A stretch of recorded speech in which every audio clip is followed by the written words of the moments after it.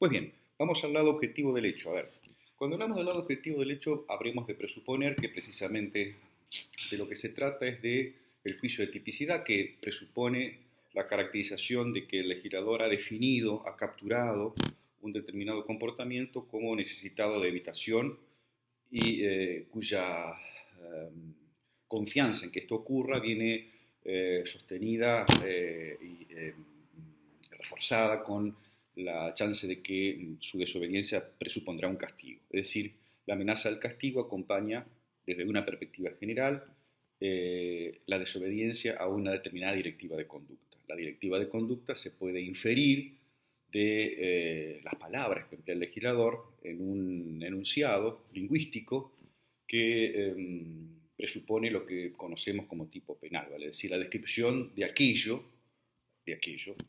cuya ocurrencia o cuya no realización, en el caso de las omisiones, devendrá en la chance de un porvenir desagradable para quien así se comporte, es decir, la pena. Y cuando hablamos del lado objetivo estamos presuponiendo que el dispositivo lingüístico que el legislador emplea para comunicar qué es aquello que debe hacerse o no debe hacerse, vale decir, ese comunicado que ilustra acerca de los fundamentos según los cuales determinado comportamiento debe ejecutarse o no debe ejecutarse, vale decir, aquellos que trasuntan operadores deónticos de mandato o de prohibición, reconoce una textura mixta. Si hablamos de tipo objetivo en este sentido, es porque también hay un tipo subjetivo. De otra manera no hablaríamos de tipo objetivo, hablaríamos simplemente de tipo. Esto quiere decir que, aunque resulte anodino, casi la propia mención de que hablaremos de tipo objetivo y de que existe, implica reconocer que existe un tipo subjetivo y la conjunción de un tipo objetivo y un tipo subjetivo da como consecuencia y como resultado la imagen completa y compleja de la definición literal del legislador que corresponde a un determinado comportamiento humano cuya ejecución o no ejecución se convierte en presupuesto del castigo público. ¿Y desde cuándo esto es así? ¿Hubo algún tiempo donde el tipo era solo objetivo y no tendría sentido referirlo con el adjetivo objetivo para caracterizar uno de sus componentes? Sí, hubo un tiempo donde el tipo era puramente objetivo. No viene a cuento aquí, o quizás venga, pero no hay tiempo, historizar acerca de la evolución o el derrotero que siguió la categoría de la tipicidad. Diríamos que la categoría de la tipicidad estaba encubierta o sugerida en la mención de otras connotaciones o características que fueran tributarias del tiempo del positivismo jurídico, de Lis, de Belling, y que adquiere de alguna manera carta de ciudadanía conceptual, es decir, el bautizo de una categoría como tipo, recién se vincula con la figura de Belling. Belling fue en 1904-1906 y luego con una nueva reversión antes de 1920, quien por primera vez identifica las condiciones que hoy llamamos de la tipicidad con este mismo nombre, como Tatbestand, ¿vale? Así como supuesto de hecho, vale decir, una categoría que nos ilustra de una manera escrita y estricta, como se suele decir, de qué comportamiento se trata concretamente como presupuesto de el juicio de ilícito y de culpabilidad que habrá de merecer y como tal pueda conducir a la pena pública. Merecer o no merecer, claro. El tipo oficiaría como una suerte de pretexto para indagar acerca de la ilicitud y la culpabilidad del concreto comportamiento. Pero, digamos, ese primer momento de la aproximación al tipo penal lo ofrecía como, como la descripción de un suceso desvalorado por el legislador, como el primer componente de una secuencia de características de un acontecimiento que daba lugar a la pena y que se llamaba tipo penal, que era objetivo y libre de valor, porque así era precisamente la acción que se encargaba de describir, dado que la acción humana era definida por aquel de entonces como un puro comportamiento corporal que provoca consecuencias en el mundo, modificándolo, eso es la acción, vale decir, todo lo que tenga que ver con el programa teleológico de persecución de objetivos no formaba parte del concepto de acción, la acción no era final, la acción era puramente causal, y si de cuanto se trataba era de que el tipo describía las acciones humanas que convenía prohibir, pues entonces el tipo que se encargaba de hacer precisamente esta descripción tenía que seguir la suerte del contenido que describía, es decir, a una acción puramente objetiva se correspondía a un tipo puramente objetivo, a una acción desprovista de sentido, que no fuese el mecánico naturalista causal, vale decir, a una acción que no estaba animada o presidida o sostenida por relaciones de sentido, le correspondía igualmente un tipo libre de valor. Sí, el tipo objetivo y libre de valor era la consecuencia de aquello que pretendía describir, que era la acción objetiva y libre de valor o desprovista de un sentido que no fuera el naturalístico causal. Esta noción de tipo penal, puramente objetiva y libre de valor, que se llevaba bien, y digo con esta caracterización de la acción en los tiempos iniciales, fue luego paulatinamente erosionándose como consecuencia de la necesidad que se advirtió de incorporar de manera tímida al comienzo, pero firme y enérgica, determinadas descripciones de determinados tipos que no podían ser comprendidos sin referencia a determinadas aspiraciones subjetivas del autor. Es decir, determinados hechos que el legislador quería describir no se podían entender sin incorporar en esa descripción ciertos elementos subjetivos, como se decía, ¿no? El fin de apropiación en el hurto es un ejemplo que se cita en la legislación alemana, no en la nuestra, en la legislación alemana, porque el hurto precisamente reclama una sustracción con fin de apropiación. Es decir, sin ese fin de apropiación, el hecho no es hurto, se decía. Entonces, si yo quiero capturar el comportamiento del hurto y someterlo a una posible conminación penal, debo capturar el sentido de esa conducta tal como necesito que sea transmitida, ¿vale? Es decir, ya no solo con la sustracción, sino también la sustracción inspirada en la necesidad de incorporar esa sustracción a la apropiación del autor, con lo cual el fin de que esto ocurra formaba parte del hecho que se intentaba prohibir, con lo cual, esto es solo un ejemplo, aparecieron los llamados elementos subjetivos del tipo, elementos subjetivos del ilícito. Aparecieron, no quiere decir que hayan desaparecido, pero digo, en un momento donde el tipo era puramente objetivo, la incorporación de elementos subjetivos del tipo todavía mantienen para sí una presencia en determinadas descripciones, aun cuando no tiene absolutamente nada de novedoso, pero un modelo alternativo de tipo penal como el actual. También esa imagen, ¿vale? Con lo cual, reconocer que había elementos subjetivos del tipo para un momento histórico donde el tipo era puramente objetivo, presuponía una relativización de que el tipo fuera puramente objetivo. Del mismo modo, otra relativización importante, relacionada con las características de la tipicidad, en cuanto no transferían relaciones de sentido, vale decir, no resultaban expresiones de valor, sino simplemente características del comportamiento en su dimensión puramente mecanicista causal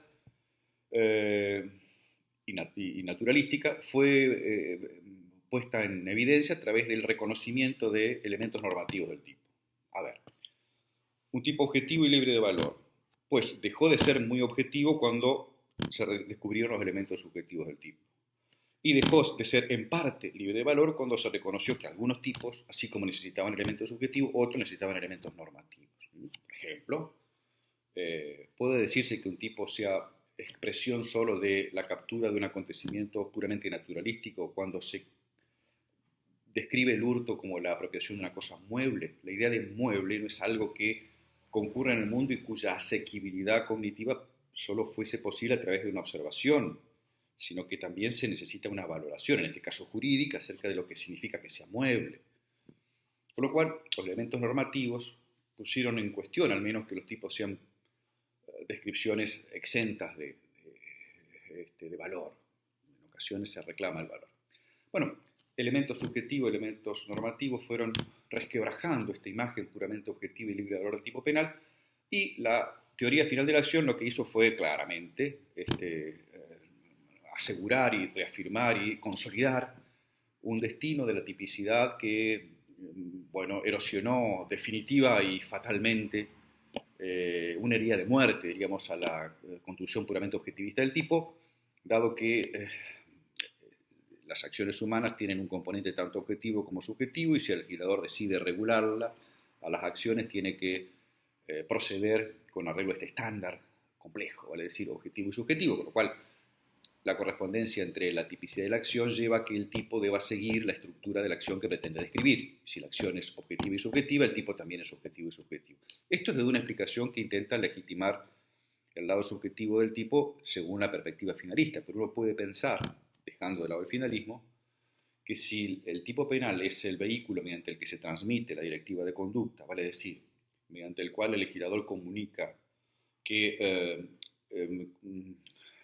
o intenta disuadirnos de cierto comportamiento lesivo de bienes jurídicos bajo amenaza de pena, es decir, si el legislador imparte una directiva tendiente a que nos motivemos en favor del derecho y en contra de la lesión de los bienes, habrá de ser porque ese legislador confía en que del otro lado de esa directiva hay una cabeza que está en condiciones de recibir ese mensaje, porque nadie le habla a los objetos inanimados, de modo que, como no somos objetos inanimados, sino que somos individuos, tenemos una capacidad de captación y de motivarnos, tenemos capacidad de motivarnos.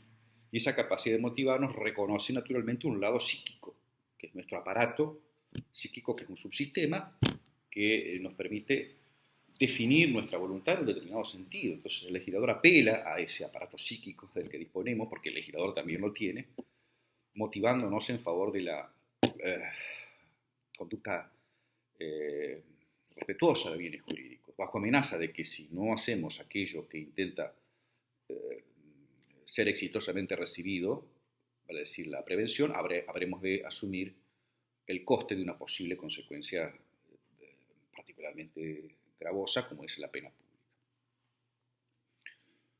Quiero decir con esto que el lado subjetivo, sea porque el tipo describe acciones finales a partir del finalismo, el ilícito personal, sea porque la lógica de las normas impone esta caracterización, hay un tipo subjetivo que está básicamente ocupado por el dolo como personaje central en los delitos dolosos, o por la cognoscibilidad en el caso de las infracciones imprudentes, además de los componentes subjetivos distintos del dolo. Ahora, los elementos subjetivos de los que yo daba cuenta hace unos momentos, como producto de un proceso evolutivo a través de Wolf, Mesger, Fischer, Max Ernst-Mayr, ese proceso evolutivo que fue erosionando la estructura original del concepto de dolo, de tipo objetivo, nos permitía hablar de elementos normativos del tipo o elementos subjetivos del tipo. Bueno, ahora esos elementos subjetivos se llaman distintos del dolo, porque claro, porque también el dolo tiene un componente subjetivo y hoy el dolo forma parte de la tipicidad subjetiva, cosa que antes no ocurría. Por eso se aclara y se denominan así elementos subjetivos distintos del dolo. Pero bueno, ustedes dirán, pero estamos hablando de tipicidad objetiva y estamos hablando de elementos subjetivos, estamos hablando de tipo penal en general, y vamos ahora particularmente a penetrar la estructura objetiva del tipo penal.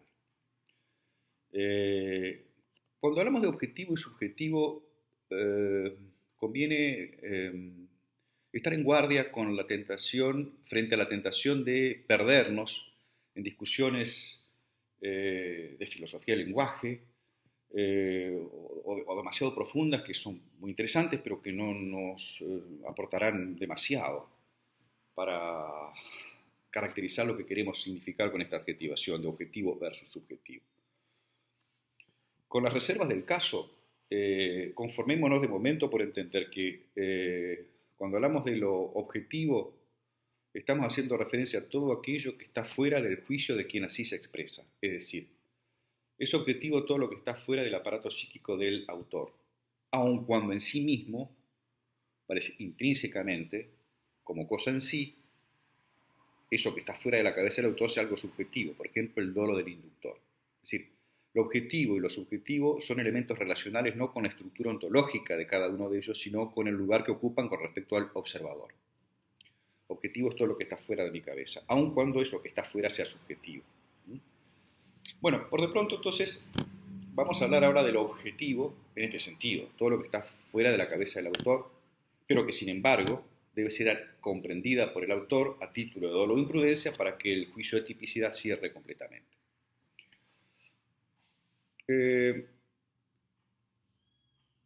los comportamientos humanos, porque se trata de eso, básicamente la materia de la prohibición tiene que ver con comportamientos humanos, con conductas humanas, eh, se deben exteriorizar, naturalmente, ¿no? Entonces, ¿qué es lo que debe existir en todo tipo objetivo, cualquiera que sea la ocurrencia delictiva en cuestión? Debe existir alguien que ejecuta un determinado hecho que es descrito como pretexto de un posible ilícito por el legislador, que está formulado hipotéticamente, dado A debe ser B, el dado A es el supuesto de hecho, claro, es la descripción del comportamiento concreto expresado por el legislador. Digamos, en todo tipo debe existir quien actúa de esta manera, vale decir, alguien, una persona humana o jurídica actualmente, porque estamos hablando también de la chance de imputar penalmente a las personas jurídicas, pero vamos a conformarnos con una imagen un poco más convencional. El autor es alguien y ese alguien, supongamos, es un ser humano que desarrolla una acción, que esa acción deviene en un resultado posible y que entre la acción y el resultado luce un espacio que se define de manera causal y a su vez normativa, en pocas palabras.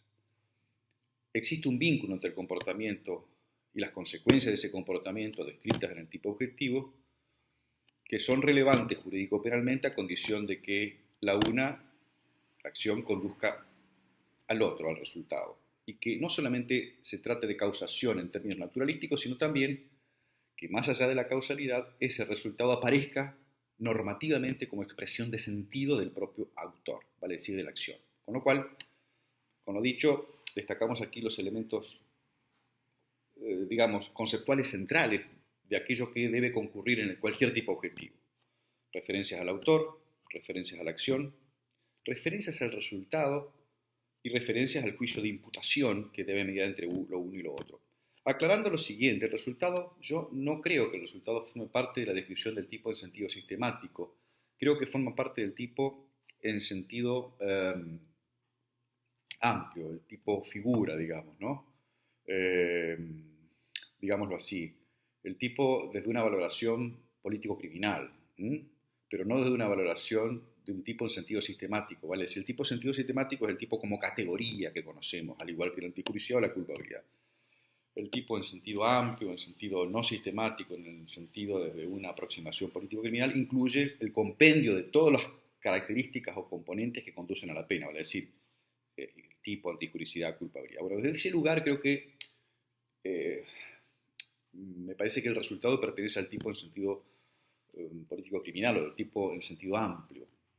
O si le damos la palabra a un juicio de oportunidad, nos dirá el resultado pertenece a la tipicidad ex post y no a la tipicidad ex ante. Es decir, la tipicidad ex ante en el sentido de aquello que el legislador describe como digno de evitación es una acción humana. Las consecuencias de esa acción humana no pertenecen a aquello que pueda ser evitado, sino solo lo único que puede ser evitado es la acción. Y si no puede ser evitado, no puede ser prohibido. Con lo cual, si se logra aquello que no puede ser evitado, pero que constituye la expresión de lo que sí es evitado, que es la acción, el resultado pertenece a la tipicidad ex post, vale decir, diríamos, forma parte de, para decirlo rápidamente, de la norma secundaria, vale decir, es un componente necesario para cualificar más gravemente un hecho, dado que provocó lesiones y no solamente riesgo, y que el legislador juzga como de relevancia para agravar la pena y consecuentemente imponerle al juez el deber de castigar con mayor severidad. Sin embargo, de la perspectiva ex ante, solo se cierra con la emisión de una directiva consistente en inhibir un determinado comportamiento. El resultado no forma parte del comportamiento, sino que el comportamiento es el que produce el resultado, con lo cual el resultado no pertenece a la prohibición, ¿verdad? De todas maneras, estamos esbozando ideas muy erráticamente, acaso, al solo efecto de poder señalar cuáles son los componentes que integran lo que definimos como tipo objetivo. Si el resultado pertenece o no a la tipicidad. La tipicidad sistemática creo que no, a la tipicidad ex post sí. No tiene que ver con elementos pertenecientes a la norma de conducta del resultado, sino a la norma de sanción, a la norma secundaria. Sin perjuicio de esto, debo reconocer que, a ver, Jacob, por ejemplo, entiende que el resultado es solo una mayor cuantificación del mismo ilícito, o sea que pertenecería al ilícito. Simplemente para señalar que lo que estoy destacando no es inobjetable, ni mucho menos. Bueno, entonces decíamos que, a propósito del resultado, existe una conexión, o debe existir una conexión. En primer lugar, las referencias al autor, a la acción, la caracterización de la acción, el modo en que el comportamiento produce determinadas afecciones a bienes jurídicos que ha llevado a que algunos refieran a tipos de formulación casuística o circunstanciada o libre. El legislador trata de capturar en la descripción de un determinado comportamiento el modo en que ese comportamiento lesiona un determinado interés jurídico. Y lo hace siempre, salvo en el caso de los atentados contra la vida en su versión simple al menos, básica, porque la vida está protegida contra toda forma imputable de menoscabo. Siempre que se afecte la vida, habrá homicidio. En cambio, no siempre que se afecte la propiedad, habrá lo que debe haber para que precisamente el legislador castigue: hurto, estafa, robo, extorsión, daño. Es decir, hay determinados intereses que solo están protegidos a condición de que se ejecuten bajo la modalidad comisiva que el legislador contempla como caracterización de la acción en cuestión. Es decir, la propiedad del prójimo está protegida, pero no de cualquier manera, sino solo en la medida en que presuponga una sustracción ilegítima o un engaño u otros elementos que dan sustento a las distintas modalidades de los distintos delitos contra la propiedad. En cambio, la vida está siempre protegida contra toda forma posible imputable de menoscabo y solo caracterizada cuando esa forma posible de menoscabo adquiere connotaciones que justifican la definición del comportamiento como calificado, sea agravado o atenuado. Punto. ¿Qué debe haber entre acción y resultado para que la acción pueda decirse que lo produjo? Una relación, como se dice, de causalidad. Últimamente, a partir del año, digamos, desde los años 70 en adelante, o la década del 60, para ser más preciso, la doctrina jurídico-penal viene relativizando la idea de la causalidad, y hay quien pretende, creo que de manera errónea, concebir que el tiempo de la causalidad y la fascinación que ejerció durante mucho tiempo empalideció frente al fulgor, al esplendor de una nueva construcción que ocupaba su lugar en el ámbito de la tipicidad objetiva y que se denomina teoría de la imputación objetiva. Es decir, en pocas palabras, que la imputación objetiva viene a aplazar o a desplazar, para decirlo más concretamente, el juicio de causalidad. Y esto es incorrecto. No es así. La causalidad no ha desaparecido de la agenda de los penalistas y de la del necesario interés que implica para cualquier construcción sensata o reconstrucción sensata de un acontecimiento digno de castigo público. Al contrario, la causalidad es relevante, solo que ya no es una condición excluyente para definir el juicio de tipicidad, sino que es una condición solo necesaria, pero no suficiente, como se suele decir. ¿Por qué? Porque más allá de la causalidad, al derecho penal no le interesa ya exclusivamente quién causó, sino que el derecho penal se pregunta, y esto es central, ¿a quién le atribuyo el hecho? ¿A quién le imputo el hecho? ¿O a quién le pertenece el hecho? ¿El hecho le pertenece a quien lo causó o no? Lo que no implica desconocer que para que le pertenezca a alguien, de alguna manera debe haberlo causado ese alguien. Pero la causación no dirime la indagación acerca de la pertenencia del hecho a alguien. De todas maneras, como dije, la causalidad ocupa un lugar en el ámbito de la definición del comportamiento, por lo menos en los delitos de resultado, y desde la perspectiva de una tipicidad ex post. No voy a referir aquí a las teorías causales al uso, porque en un tiempo donde hemos abandonado el positivismo jurídico, el neocantismo, el finalismo, y donde el interés de la ciencia ya no se cifra solo en la causa, la naturaleza, ni en la psicología, sino en relaciones de sentido, de valor, misión social. Digo, en este marco, bueno, quizás sería más económico que yo me disponga ya a hablar directamente de imputación objetiva, que de algún modo hoy la imputación objetiva es el personaje central del tipo objetivo. Cuando nos preguntamos si el comportamiento es, digamos, realiza el tipo objetivo, lo que nos estamos preguntando en general es si hay imputación objetiva, pero de todas maneras, para una explicación que pretenda ser un poquito más completa, convendría, sin embargo, señalar dos o tres cosas de la causalidad. Primero, que aunque no baste la causalidad debe constatarse y es un componente más del tipo objetivo. ¿Qué significa que una acción ha causado un resultado?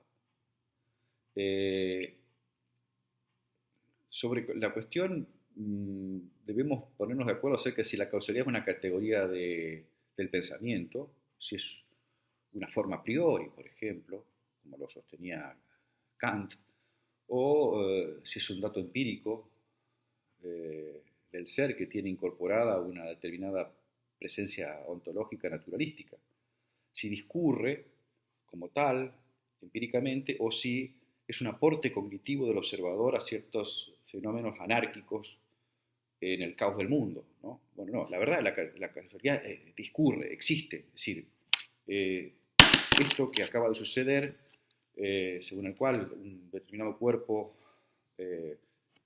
se muestra atraído hacia el centro de la Tierra, presupone la posible elaboración de una regularidad causal, según la cual, bueno, existe una ley de gravedad. Esto existe, no es una ocurrencia de mi pensamiento, por lo menos para la física tradicional, esto va a suceder siempre, aun cuando, bueno, la física cuántica y otras experiencias científicas acerca de las cuales los juristas solo podemos cuantificar su enunciado, para ser sinceros, ponga en duda que esto fatalmente debe ocurrir así y que la forzosa seguridad de las regularidades causales no sean otra cosa que estadísticas. Como quiera que fuese, me interesa destacar que la causalidad es un vínculo natural, no es un vínculo puramente conceptual. Entonces, ¿cómo sabemos que un comportamiento causó un resultado? Lo primero que se nos ocurre es intuitivamente aproximarnos a la llamada teoría de la conditio sine qua non, vale decir, una determinada condición se dice que es causa de ese resultado cuando suprimida mentalmente esa condición desaparece el resultado. La fórmula de la supresión mental hipotética. Juan murió porque Pedro disparó contra él. Si yo suprimo mentalmente a Pedro disparando contra Juan, Juan está vivo. Es decir, entonces mi conclusión, Pedro es causante de la muerte de Juan. Esto parece sencillo y es tenemos una suerte de predisposición o inclinación, por eso yo hablé de una suerte de vehículo intuitivo en favor de adoptar, para explicar la causalidad, la llamada teoría de la equivalencia de las condiciones o de la conditio sine qua non. Pero esta intuición de la supresión mental hipotética, según la cual sabemos que una determinada condición es causa cuando suprimida mentalmente desaparece el resultado, es tramposa porque solo es viable cuando sabemos cuál es la causa en cuestión de cuya causalidad sospechamos. Entonces, esta teoría lo que hace es ratificar o rectificar nuestras intuiciones, pero no es una comprobación veraz de las causas según la metodología que dice emplear. En cualquier supuesto, esta teoría, bueno, tiene algunos problemas. Puede permitir un regreso ad infinitum, porque en realidad en un mundo que está entrelazado naturalísticamente, cada una de las resultados se convierte a su vez en causa de otros y así sucesivamente, de modo tal que si es verdad que una condición es causa según la fórmula de la supresión mental hipotética, pues entonces, por ejemplo, y solo como ejemplo, los padres del homicida serían causantes del homicida ejecutado por el hijo. ¿Por qué? Porque si suprimimos el aporte del hijo, el aporte de los padres, desaparece el hijo y desaparece el homicidio, porque él fue el que disparó contra la víctima. Pero a su vez podríamos ir más atrás, irnos a los abuelos del homicida, a los tatarabuelos, y finalmente llegaríamos a la conclusión de que todos tenemos algo que ver con el homicidio. Como alguna vez creo que fue Bauman señaló, bueno, deberíamos reprimir como interviniente en el delito de adulterio al carpintero que fabricó la cama sobre la que se produjo el yacimiento de los adúlteros. La teoría de la condicio sine qua non conduce a la incontrolabilidad eh, de las condiciones concurrentes y respecto de las cuales podría siempre predicarse una pertenencia al resultado final, por más que esté muy lejos de su génesis, de su nacimiento. Entonces se intentó corregir la causalidad.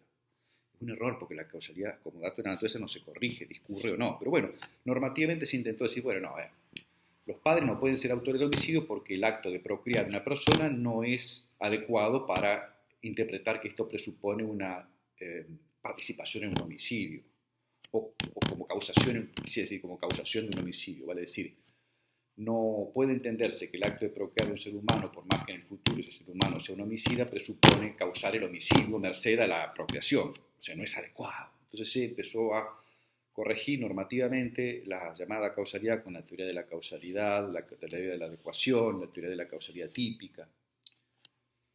De alguna manera se puede localizar allí la necesidad de advertir la incomodidad de la doctrina y de la ciencia jurídico-penal con los aportes de la causalidad para explicar la pertenencia de ciertos resultados a determinados comportamientos que en principio no se podían discutir causalmente, vale decir que lo producían. Si nos tomábamos en serio la causalidad a través de la teoría de la equivalencia de las condiciones, bueno, no teníamos límites. Además, no podía explicar otras cosas, por ejemplo, las causaciones de reemplazo o las causas de reserva. Es decir, la causalidad de reserva o la causación de reemplazo se daría en el caso de que un comportamiento inhibiera otro previo, de modo tal que, aún suprimido mentalmente, no desaparecía el resultado. Ejemplo de manual. En una ejecución pública con pena de muerte mediante, el padre de la víctima del homicidio presencia la ejecución de la pena capital del autor del homicidio de su hijo y pretende vengar por sí mismo a su hijo apretando el botón que activará el mecanismo que producirá la muerte del condenado, haciendo previamente a un lado al verdugo oficial, al oficial público. Es decir, el padre finalmente, en un rapto emocional vindicativo, oprime el botón y produce la muerte del condenado. Nos preguntamos, ¿causó la muerte? Si suprimió mentalmente la intervención del padre, el resultado no desaparece porque inmediatamente entraría un causante de reemplazo, una causa de reserva que es la del propio verdugo, que hubiera actuado como lo hizo el propio padre. Así que, según la fórmula de causalidad hipotética, el padre de la víctima no causó la muerte porque suprimida mentalmente su aportación no desaparece el resultado. Pero resulta que tampoco el verdugo actuó, porque no actuó. Con lo cual llegamos a la extravagante conclusión de que nadie mató al muerto, al condenado. Claro, por supuesto que la fórmula de la condición sine qua non fue corregida luego por Engels y otros autores a través de la condición ajustada a una ley de la naturaleza, es decir, la llamada concreción. En el caso concreto, alguien intervino causando, en este caso es el padre, ¿verdad? Pero bueno, pormenores de este tipo fueron discutidos bajo la regencia de un paradigma causal que intentaba acotar razonablemente la manera de atribuir imputaciones cuando el vehículo para hacerlo provenía de la constatación del vínculo causal o del nexo causal.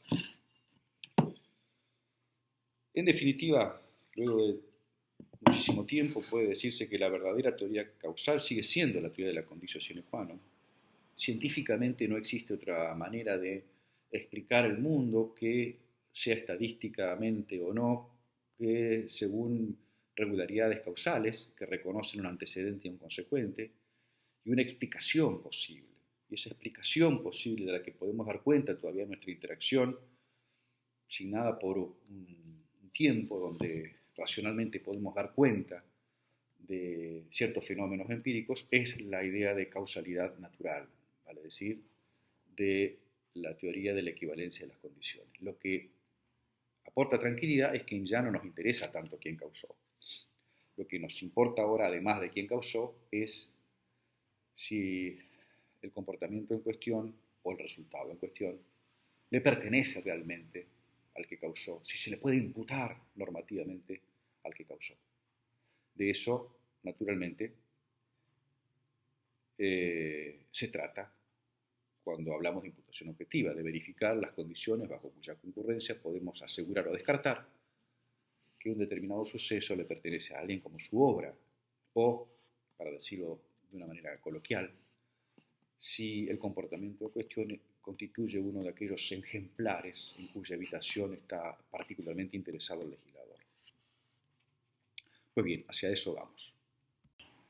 Bueno, vamos a hablar de imputación objetiva. Entonces, habíamos señalado antes de esta muy breve interrupción que no basta la constatación de la causalidad para definir la relevancia jurídico-penal de un comportamiento, sino indagar acerca de la atribución de sentido que cabe asignarle como presupuesto de su desvaloración.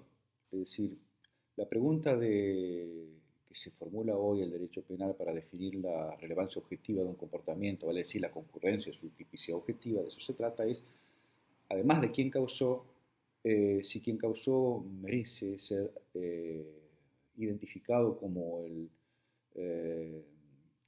la persona a quien le pertenece ese resultado que ha causado. Es decir, verificar la concurrencia de las propiedades que convierten al hecho en obra de alguien.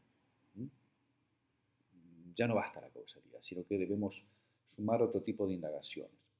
Esto significa que puede haber causaciones que sin embargo no decanten en la atribución de lo causado a quien produjo las consecuencias. Sí, efectivamente, porque precisamente como consecuencia y derivado natural de lo que acabo de anticipar, existe un juicio de imputación objetiva que se inicia, bueno, en el ámbito del derecho civil de manera muy curiosa. Es decir, el ámbito del derecho privado fue quizás el espacio conceptual más adecuado y propicio para comenzar a indagar acerca de esta problemática. Investigaciones metodológicas de Larens, luego de Honig en el ámbito del derecho penal, tempranamente en la década del 30, fueron luego capitalizadas por el esmero y las investigaciones fundamentalmente que llevó adelante Klaus Roxin en la década del 60, 70, que, estilizaron la cuestión al extremo de proponérsela como un capítulo indispensable de la ciencia del derecho penal, a despecho inclusive de los finalistas que todavía resistían su necesidad y su utilidad, y que encuentran actualmente en Hirsch quizás su último gran y excluyente exponente. Quiero decir, la teoría de la imputación objetiva se la juzgó en su comienzo innecesaria. Hay artículos paradigmáticos sobre esta cuestión, no solo Armin Kaufmann, sino Everard Struense como subjetivistas, pero también cualquier finalista juzgaría sin caer en los excesos del subjetivismo como fútiles las premisas de la imputación objetiva sobre la base de la confianza que presupone destacar precisamente el dolo como vehículo de control de las desmesuras de la causalidad. Para que se entienda esto, partamos de algunos ejemplos. ¿Por qué razón no le atribuimos un comportamiento homicida a la persona que convence a otra en una noche de tormenta que vaya al bosque a buscar leña en la confianza de que la descarga de un rayo acabe con su vida? Lo que finalmente, imaginemos para que cierre el ejemplo, ocurre, ¿no? ¿Por qué razón nuestro aparato intuitivo resiste la idea de que podamos atribuirle un homicidio a el que logró con éxito que esa persona fuera a donde encontró la muerte? Dejando de lado las dificultades de prueba, porque ustedes, a ver, partamos de la base que estamos ensayando hipótesis cuyos extremos empíricos son susceptibles de contrastación, porque de otro modo le entregaríamos todo el derecho procesal que, bueno, no me voy a meter con ese tema, pero no se trata de una cuestión de prueba, sino presuponemos que hay suficiente constatación de lo que estoy señalando. Es decir, pregunto, ¿por qué razón a un personaje del ejemplo que estoy planteando no le atribuiríamos el delito de homicidio? Es decir, ¿qué es lo que conduce a que nos parezca, para nuestro sentimiento, desproporcionado atribuir el delito de homicidio? Imaginemos que la persona confiesa el hecho, presa de un sincero arrepentimiento y bueno. Nos preguntamos, ¿causó la persona la muerte de la víctima? Y para la teoría causal dominante sí, porque dada la aportación del autor, la persona se encontraba allí por indicación del sujeto, de modo que sin que eso hubiera ocurrido, esta persona no hubiera perdido la vida. Sí, no se puede discutir la causalidad en este caso.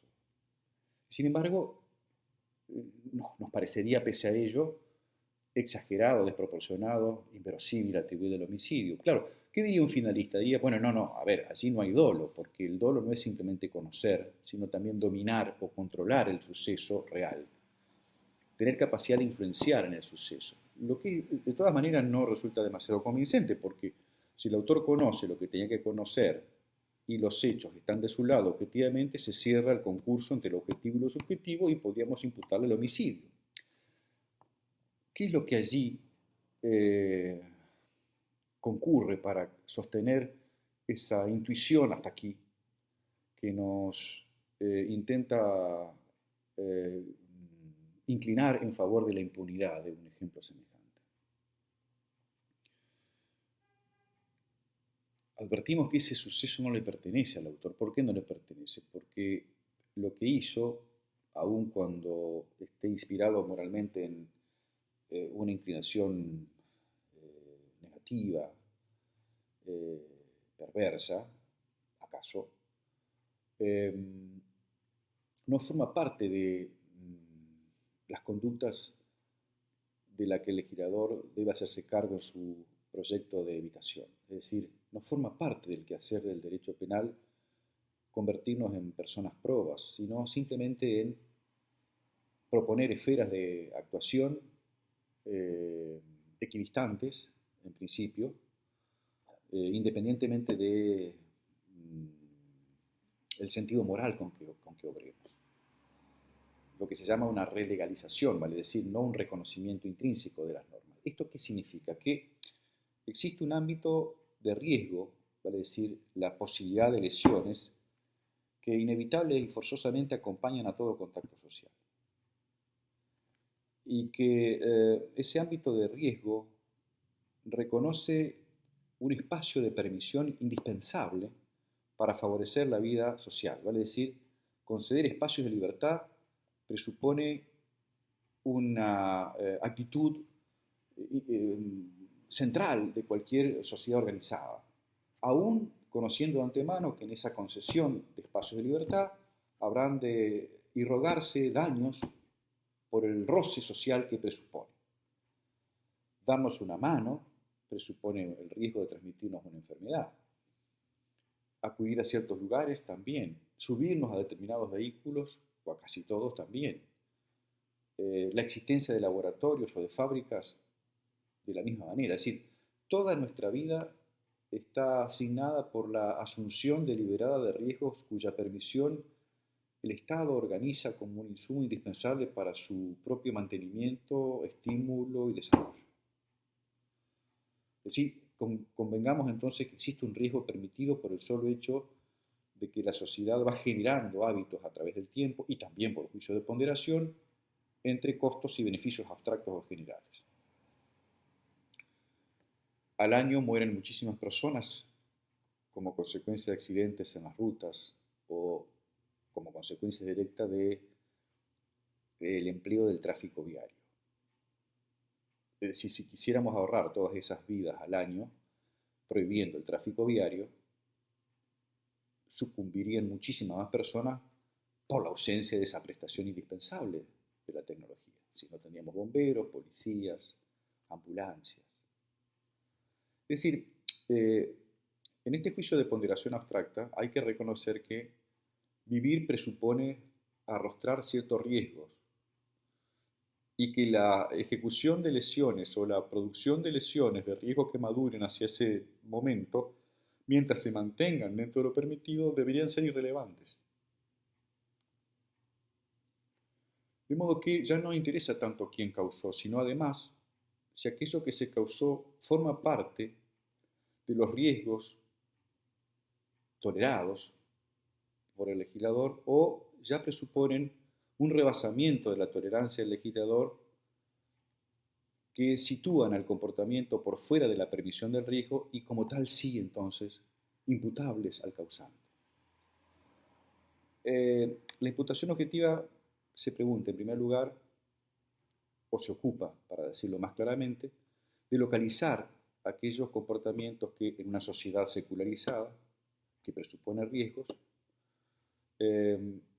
rebasan el ámbito de aquellos que son tolerados socialmente. Y es la razón por la cual, como una suerte de primera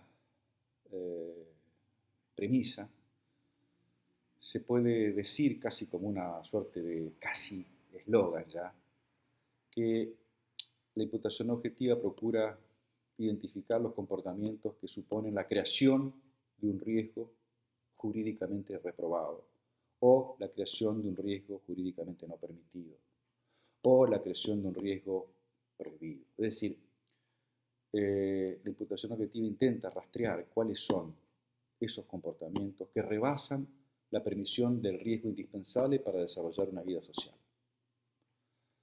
Es decir, que los comportamientos causantes de lesiones que se ejecutan dentro del rango de permisión de riesgo no son objetivamente imputables por más que hayan sido causantes. La conducción correcta de un vehículo que genera daños a terceros es una desgracia, es un infortunio. Y aunque se haya causado,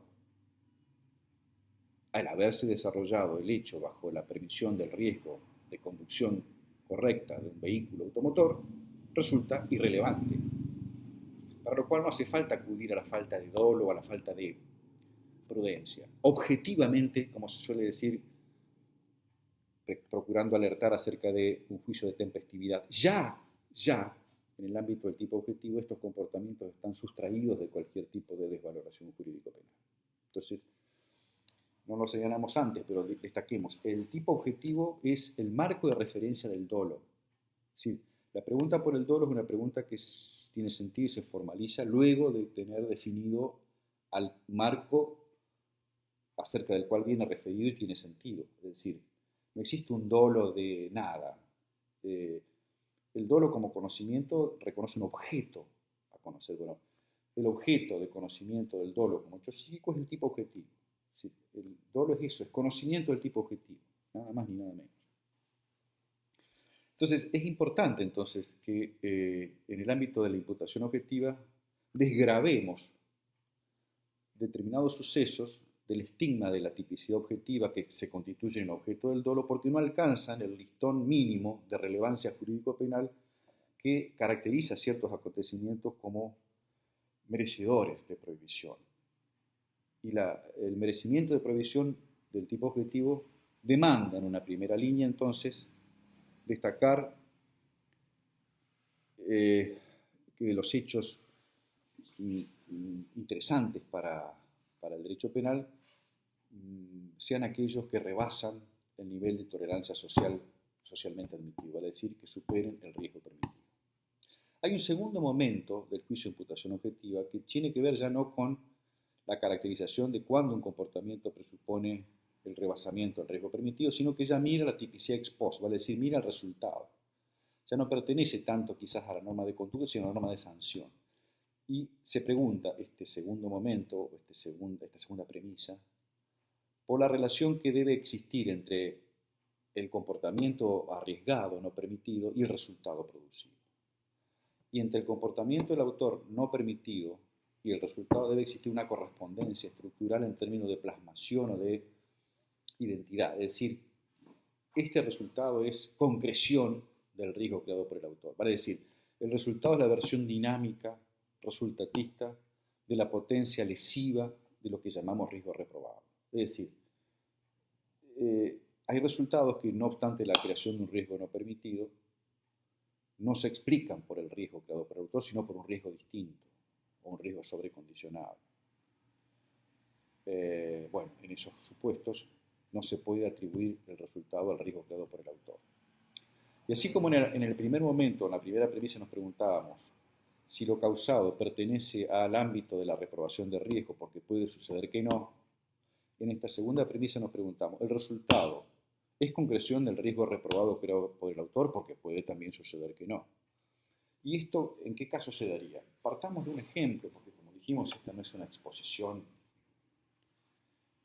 sesuda de la cuestión, sino simplemente un modo de poder favorecer el abordaje que ustedes sabrán emprender en los textos recomendados. Partamos de un ejemplo de la manualística. Alguien intenta dar muerte a otro con un arma de fuego, la lesiona a esta persona, la persona es conducida al hospital y muere como consecuencia de un vuelco del vehículo que lo lleva al hospital, o muere como consecuencia de un incendio que se desató en el hospital. Si nosotros reconstruimos lo ocurrido como una suerte de puzzle o rompecabezas y tenemos por un lado el aparato psíquico del autor y su comportamiento, es decir, el autor hizo lo que creyó necesario para dar muerte y conocía que podía dar muerte y el resultado es la persona está muerta. Claro, pero está muerta carbonizada en un caso o está muerta malherida en el otro como consecuencia de lesiones provenientes de un traumatismo y no del arma de fuego. Es decir, los resultados alternativos que yo propongo aquí, según la analítica al uso, no expresan la creación, no son expresivos, quiero decir, de la relación de riesgo creada por el autor. El riesgo de muerte por disparo no se concreta en una muerte como consecuencia de asfixia por incendio o de politraumatismo como consecuencia de un vuelco. Es decir, esos resultados, más allá de que en el saldo final coincidan con las pretensiones del autor, no pueden serle atribuidas como producto de ese riesgo creado por él, con lo cual solo podremos imputar acá tentativa y no consumación. Es decir, no hay chance de que si el resultado no se corresponde con la creación del riesgo por el autor, ese resultado le pueda ser atribuido al sujeto. En el ámbito de la explicación convencional de la imputación objetiva deben quedar en claro muy pocas cosas, más allá de la multiplicidad de cuestiones implicadas en una problemática tan rica en variables. En primer lugar, reconocer que muchas de las soluciones a las que arriba la imputación objetiva, que tienen que ver con la irrelevancia objetiva precisamente del comportamiento, antes se localizaban también quizás con consecuencias similares, pero a costa de la negación del dolo o de la imprudencia. Es decir, lo que hoy es objetivamente no imputable, antes no era fundamento bastante para asegurar el dolo. Esta es la típica solución del finalismo, que finalmente, valga la expresión, termina diciendo, bueno, la imputación objetiva es innecesaria mientras tengamos la posibilidad de limitar ciertos hechos con la exigencia de dolo. En primer lugar, no se trata de una cuestión estilística de ver dónde resolvemos la cuestión, si en objetivo o no subjetivo, sino de expresiones de sentido para una sociedad que interactúa a través de esfuerzos anónimos y de fricciones y del reconocimiento sincero de que en esa fricción se van a producir daños. Y confiar en la existencia de dolo o la concurrencia de dolo para estos casos es mucho menos plausible que definir ya anticipadamente esos comportamientos como irrelevantes para el caso de que merezcan ser. Claro, el problema es saber cómo identificamos la escala que nos permite localizar el comportamiento dentro de lo permitido o ya fuera de lo permitido. Bueno, algo similar ocurría cuando se procuraba localizar el baremo del debido cuidado para la imprudencia eh, sobre la base de comportamientos eh, reglamentados o reglados o comportamientos no reglados. Por ejemplo, hay actividades que tienen una alta reglamentación, por ejemplo, la del tráfico viario. Sabemos que existe una ley nacional de tránsito. Sin perjuicio de ello, eh, existen normas de peligro, normas de seguridad que no cierran definitivamente la permisión de riesgo, pero que incluyen un indicio poderoso acerca de todo esto. Pero hay comportamientos en los que no existe reglamentación alguna y a los que hay que completar según estándares sociales de regularidad, estándares sociales de comportamiento. Esos estándares sociales de comportamiento eh, provenientes de la práctica y de una contemplación objetiva del correspondiente sector de actividad, ilustrarán acerca de la corrección o no de ese comportamiento, es decir, de la permisión o no permisión de ese riesgo. Hay un autor que es Jacob que ofrece una visión muy interesante de la imputación objetiva sobre la base del dominio de su propia estructura conceptual relacionada con su noción del sujeto como persona, la noción de competencia, la noción de organización, y que decantan en un producto provocador muchas veces, pero no solo ingenioso, sino de una potencia explicativa muy, muy fuerte en el ámbito fundamentalmente de imputación objetiva. Según Jacobs, no todo es cuestión de todo, comencemos por señalar esto. No nos incumbe a todos los individuos ocuparnos de la incolumnidad de los bienes jurídicos de otros, aunque conozcamos que están en riesgo esos bienes jurídicos, sino que esto solo sea legítimo en la medida que seamos competentes de la evitación de ciertos daños. Ser competente en la evitación de ciertos daños no significa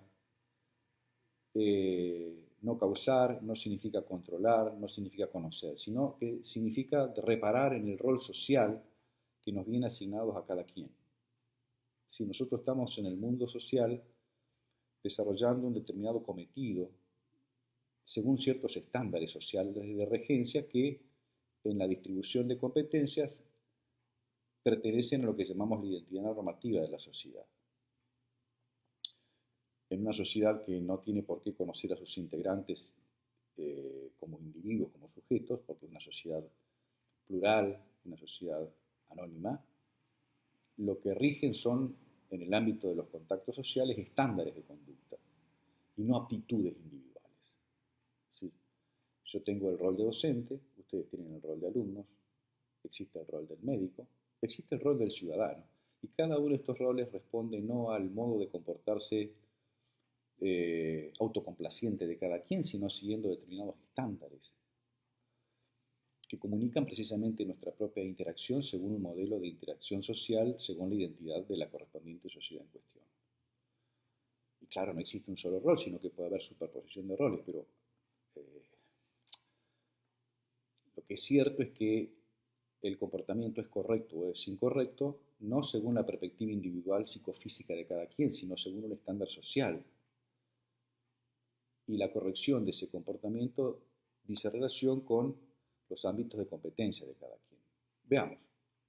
Según Jacobs existe un riesgo permitido, vale decir, existen comportamientos que, aun cuando conocidamente van a provocar lesiones, mientras se mantengan dentro del ámbito de la permisión de riesgo, no son objetivamente imputables, el sujeto actúa correctamente. Es decir, el sobrino que manda al tío a Europa en avión con esperanza de que el avión se caiga y muera, y que después completemos el ejemplo para que se lo entienda, presa del remordimiento, se dirige y confiesa el hecho, porque de otra manera, ¿cómo nos vamos a enterar? No ha hecho nada que no fuese el utilizar un vehículo de permisión de riesgo más allá de la mala intención con que actuó. Es decir, está permitido viajar en avión, aun cuando estadísticamente cada tanto tienen la pésima costumbre de caerse algunos aviones. Pero eso no convierte en reprobado el riesgo ex ante. Por supuesto que si yo sé que ese avión en particular se va a caer, esa previsión no está de ninguna manera asegurada, ni mucho menos. No hay permisión, ahí hay reprobación.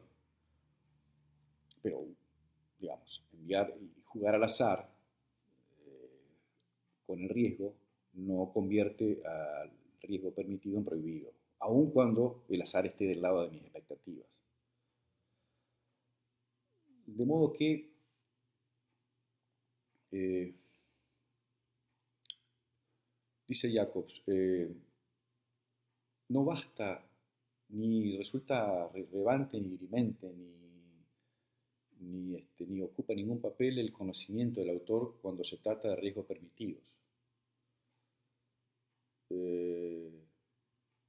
Si el autor respeta ciertos estándares objetivos, independientemente de lo que desee o piense, eso es irrelevante. El sobrino puede ser un mal sobrino, pero el hecho objetivamente no es un suceso que se le pueda atribuir como homicidio, en el caso del avión, ¿verdad? Dice Jacobs, existe otro principio para identificar y localizar también, o para pensar si el comportamiento es relevante o no en términos de si pertenece al rol social asignado al sujeto para el cual es competente, o si se desvía del rol social, porque la imputación objetiva lo que procura es localizar los desvíos del comportamiento que se alejan del estándar que se relaciona con el rol social de cada quien.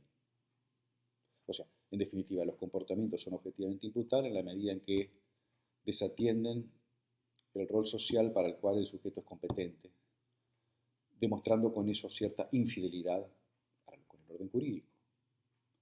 Riesgo permitido es el primer criterio. El segundo criterio es el principio de confianza. Cuando las personas se entrelazan en su comportamiento, no constituye ocupación de cada quien observar el comportamiento de los demás, porque eso implicaría desatender el propio cometido. Es decir, en el principio de confianza se subroga al autor del deber de controlar el comportamiento de los otros. Y esto particularmente se advierte en determinadas actividades, por ejemplo la actividad médica, pero también la actividad social urbanística. Para que se entienda claramente, yo tengo la confianza de que si tengo de mi lado el semáforo en verde, porque confío en que los demás observarán la prohibición de cruzarme, dado que están en rojo. Claro que la confianza cede cuando claramente, de manera indubitable, tengo buenas razones para dejar de confiar. Pero, en términos generales, dejando de lado esta salvedad, el principio de confianza excluye las lesiones producidas al abrigo de determinados comportamientos que pertenecen a un estándar regido por la confianza cuando hay un entrelazamiento en la actividad de varios involucrados.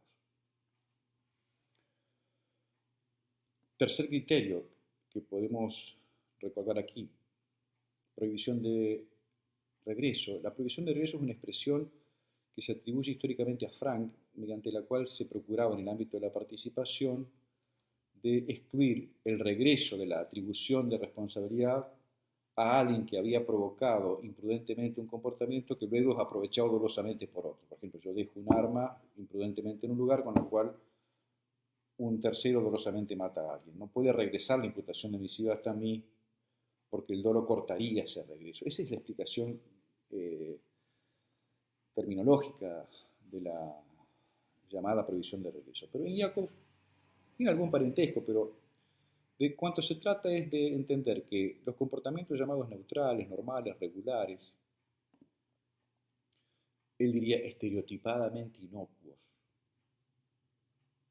neutrales, regulares, corrientes, de los que alguien se prevalece y los desvía hacia un fin ilícito, no presuponen una participación en el hecho cometido ilícitamente. Ejemplo. También ejemplos de manual. Si el taxista se entera en el medio del viaje de las personas que lleva que van a asaltar un banco, no es partícipe del banco, aun cuando era indispensable que fuesen hasta allí para asaltar el banco. Y eso se puede entender como una participación naturalística en la ejecución del plan criminal de asaltar el banco. Y eso aunque lo sepa el taxista, porque el taxista lo sabe como consecuencia del ejercicio en el estándar del rol de taxista que presupone llevar a las personas de un lado hacia otro a cambio de un flete, de un precio. Y así como se dice, si el taxista en lugar de llevar a dos personas a entregar dinero a un hospital público no se convierte en candidato al elogio de la dirección del establecimiento y al aplauso, porque hace lo que tiene que hacer, llevar a las benefactoras a ese lugar. Bueno, en el caso de la reprobación tampoco debería merecer rechazo su comportamiento solo porque hizo lo que tenía que hacer. Y el argumento, pero sabía, bueno, el argumento del saber ya vamos a ver que no es relevante, salvo cuando el rol social exija el saber, como parte del estándar de corrección del comportamiento. Pero en términos generales, los taxistas no necesitan saber la vida de quienes son sus pasajeros y de lo que van a hacer en destino para convertir en legítimo o ilegítimo el correspondiente comportamiento. Es imposible.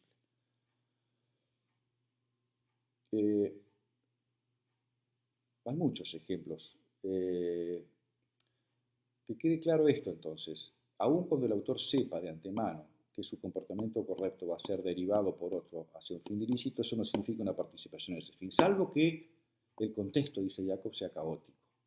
Allí sí hay más que permisión de regreso, allí sí habría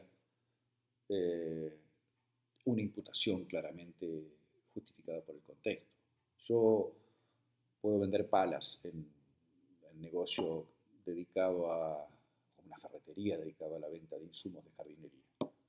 Pero si entran dos personas heridas que estaban en la puerta protagonizando una gresca entre varios a comprarme una pala, y yo, ordinaria y estereotipadamente, vendo palas, no puedo ampararme en esa conducta estereotipadamente porque deja de ser inocua,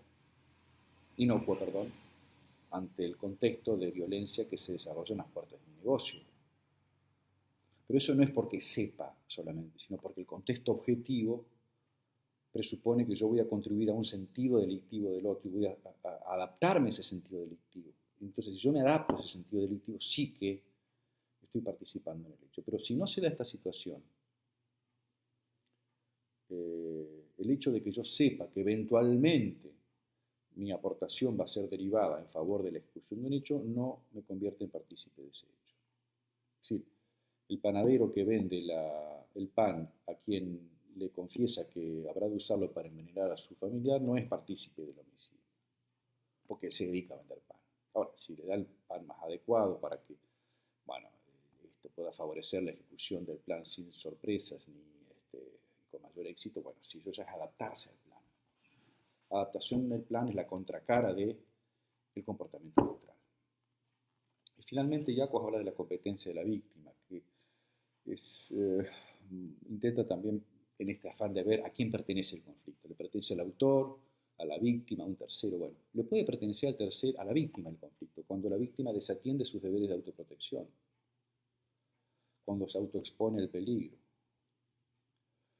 Entonces, en estos supuestos, si el comportamiento de la víctima implica una desatención de sus deberes de autoprotección, la participación de terceros en esa autopuesta en peligro es irrelevante objetivamente, aun cuando haya sido causal.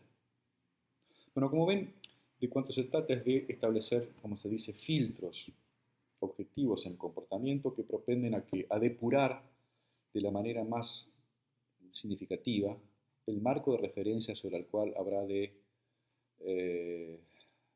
proyectarse la conciencia del autor para asegurar eventualmente, si esto se verifica favorablemente, la tipicidad dolosa, o ese mismo marco de referencia para asegurar que existe tipicidad imprudente si el autor no conoció, porque sí conocía había dolo, pero sí le era cognoscible el suceso y como consecuencia de ello lo convierte en un posible candidato a una imputación a título de imprudencia. Es decir, la imputación objetiva, con esto vamos concluyendo ya, constituye un escalón normativo, no naturalístico, sino normativo que procura indagar las razones de la concurrencia de relaciones de sentido en el comportamiento de personas competentes para ciertos hechos. ¿Qué pasa con los conocimientos especiales? Imaginemos que el autor conoce lo que no debía conocer según el estándar social. Bueno, si el autor conoce lo que no tenía el deber de conocer según el estándar social, ese excedente de conocimiento es pura subjetividad que no guarda ninguna incidencia ni tiene ninguna capacidad para convertir en reprobado un comportamiento objetivamente permitido. O sea, el conocimiento, cuando no es un requisito exigido por el rol social en cuestión, no modifica la permisión de un riesgo, ni lo revoca. Y aquí hay ejemplos un poco provocativos del propio Jacobs. Señala el ejemplo del mozo, es también el ejemplo del albañil. Podríamos sumar una cantidad de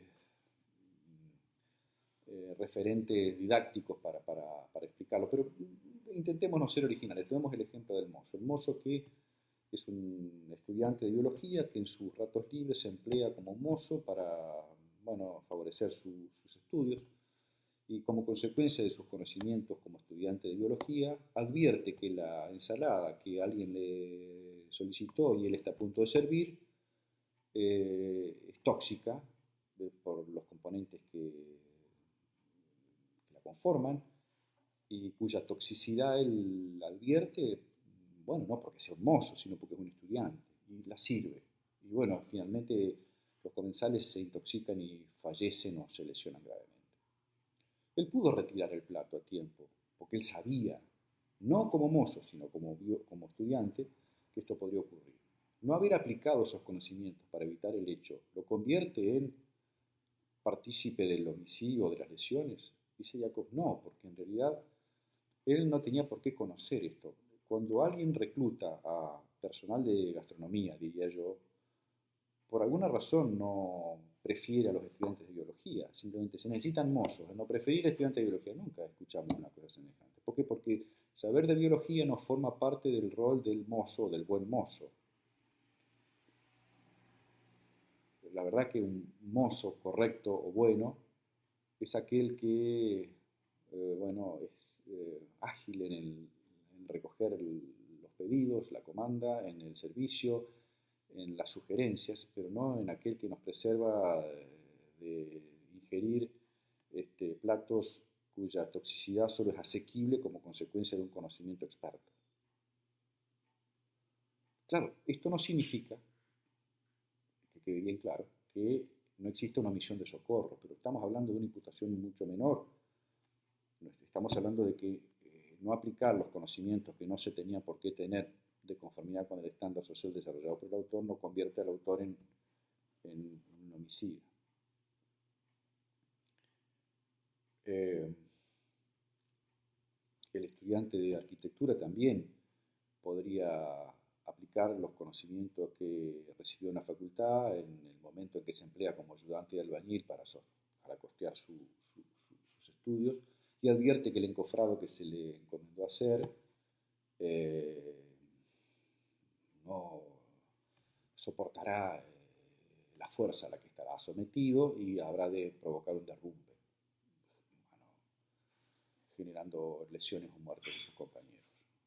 Él lo sabía, pero no basta con saber si el estándar de albañil no presupone ese tipo de conocimientos específicos que solo puede aportar un estudiante de arquitectura o de ingeniería, porque de otro modo solo operarían como obreros de la construcción, estudiantes de ingeniería o de arquitectura. Alguna vez he dicho en clase que en el ámbito de los tribunales últimamente ocurre que la mayoría de los empleados son abogados. Los abogados responden según lo que sepan como abogados o según lo que sepan como el estándar exigible para con su escalafón de empleo público. También esto podría eventualmente plantear polémica y interesantes cuestiones a la hora de la incidencia de los conocimientos especiales en la imputación objetiva. Claro, los conocimientos dejan de ser especiales y son conocimientos exigidos por el rol en determinadas situaciones, por ejemplo, el padre, en el ámbito de la responsabilidad institucional. El padre que sabe que su hijo está en peligro y lo sabe porque además tiene una cualidad profesional particular que le permite descubrir la amenaza del mal para su hijo, allí lo que domina es el rol institucional de padre y debe aplicar todos los conocimientos. Allí no hay especialidad en los conocimientos. En cambio, cuando hablamos de conocimiento especial, hablamos de conocimientos que no son requeridos por el rol. Bueno, Hemos intentado una muy rápida y apretada recorrida por los fascinantes, diría yo, derroteros de los fundamentos de la responsabilidad a nivel de tipicidad objetiva, básicamente lo que propone la teoría que ya no es tan moderna, pero que se juzga como tal aún, de la imputación objetiva como instancia delimitadora y depuradora de aquello que constituye el marco de referencia del tipo subjetivo, que habremos de abordar en otro encuentro posiblemente. De momento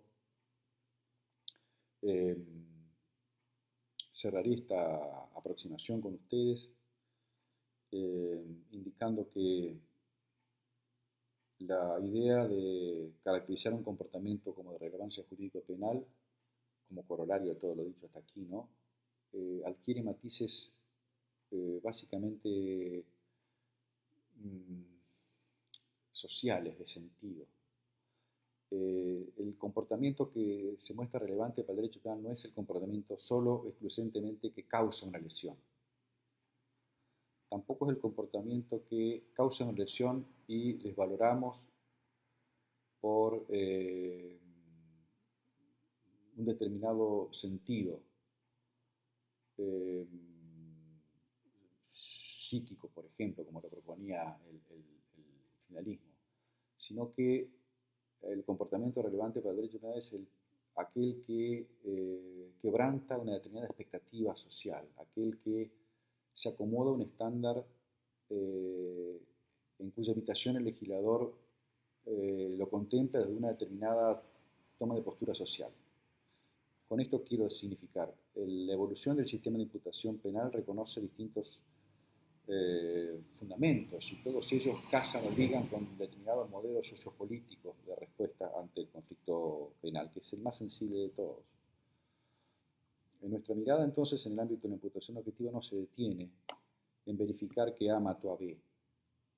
Nuestra mirada para un juicio de imputación objetiva se debe detener en las razones por las cuales le debemos imputar el homicidio a A, descontando que mató a B en términos de causalidad. Muchas gracias por la atención y, como siempre, a disposición de ustedes.